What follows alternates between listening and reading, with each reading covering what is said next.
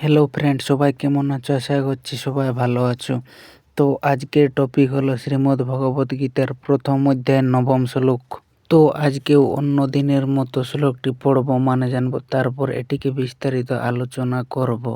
চলো তাহলে আর দেরি না করে শুরু করি। শ্লোকটি হলো অন্য চ বহব সুরা মদর্থে তক্ত জীবিতা নানা শস্ত্র প্রহরণা সর্বে যুদ্ধ বিশারদা।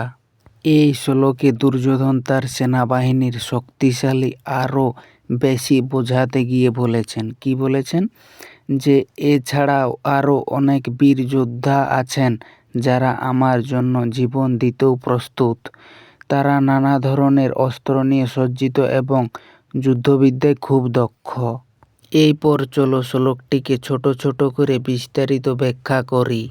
প্রথমে রয়েছে অন্য চ বহব সুরা। এখানে অন্য মানে হলো আরও, আর বহব মানে অনেক, আর সুরা মানে হলো বীর যোদ্ধা। অর্থাৎ এখানে বোঝাতে চেয়েছে যে আমাদের দলে আরও অনেক বীর যোদ্ধারা আছেন। এরপরে রয়েছে মদর্থে তক্ত জীবিতা।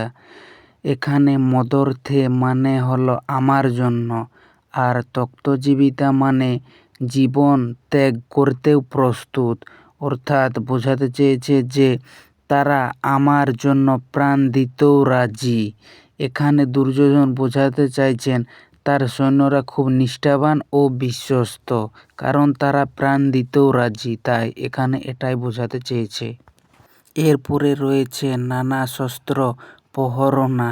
এখানে নানা মানে হলো বিভিন্ন, আর শস্ত্র মানে অস্ত্র, আর প্রহরণ মানে যুদ্ধের উপকরণ। অর্থাৎ বলতে চাইছে যে তারা বিভিন্ন ধরনের অস্ত্র নিয়ে সজ্জিত। এরপর রয়েছে সর্বে যুদ্ধ বিশারদা। সর্বে মানে সবাই, আর যুদ্ধ বিশারদ মানে যুদ্ধ কুশলী। অর্থাৎ এখানে বলতে চাইছে তারা সবাই যুদ্ধবিদ্যায় পারদর্শী। এই পুরো শ্লোকটাতে দুর্যোধন তার নিজের সেনাবাহিনীকে, মানে কৌরব পক্ষের সেনাবাহিনীকে আরও গর্ববোধ করে বলছেন, কি বলছেন, এছাড়া আরও অনেক বীর যোদ্ধারা আছেন যারা আমার জন্য জীবন দিতেও প্রস্তুত।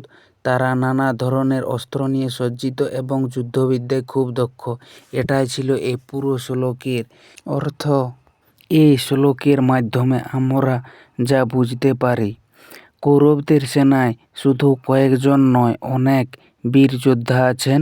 তারা বিশ্বস্ত এবং সাহসী ও দক্ষ।